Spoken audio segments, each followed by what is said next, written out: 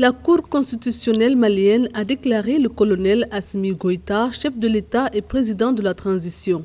Une décision qui fait suite à la démission du président de la transition Badaou ainsi que son premier ministre Mokhtar Ouane. Le nouveau président de la transition a par ailleurs rencontré vendredi 28 mai pour la première fois toute la classe politique malienne. À l'occasion, il s'est alors proposé de nommer au poste de Premier ministre un membre du M5 RFP, le mouvement de contestation qui a participé à la chute de l'ancien président Ibeka. Le M5 n'a pas tardé à répondre à la proposition d'Assimi Goïta en désignant comme chef du nouveau gouvernement Choguel Maïga, le président du comité stratégique du M5.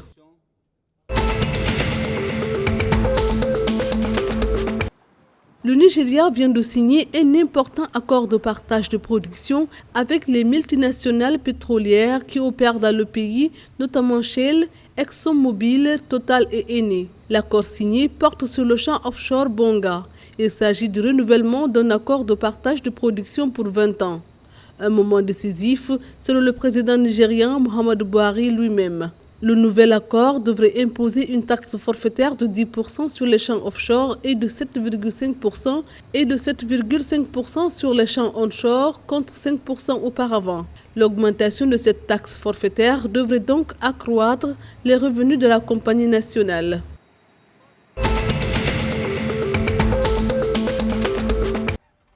Le gouvernement ivoirien oblige désormais les multinationales à céder 20% de leurs contrats d'exportation à des opérateurs ivoiriens. Désormais, quand une multinationale achètera 100 tonnes de cacao pour le compte de sa maison mère en Europe ou en Amérique, elle devra en confier 20 tonnes au Conseil Café Cacao. L'organe de régulation désignera à son tour un ou plusieurs opérateurs nationaux qui se chargeront d'exporter cette cargaison pour le compte de la multinationale.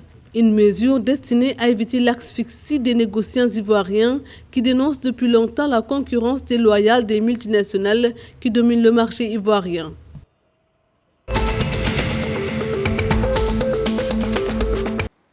Le Ghana s'apprête à mobiliser environ 1 milliard de dollars sur le marché international de la dette. Les fonds seront levés dans le cadre d'obligations durables qui seront émises en juillet. Elles serviront à refinancer une partie de la dette intérieure ghanéenne qui a été utilisée pour des projets sociaux et environnementaux.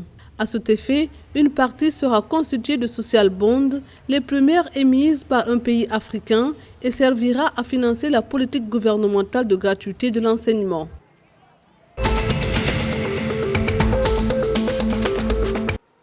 Le Burkina Faso veut produire près de 6 millions de tonnes de céréales, dont 1 million de tonnes de riz, durant la campagne agricole 2021-2022.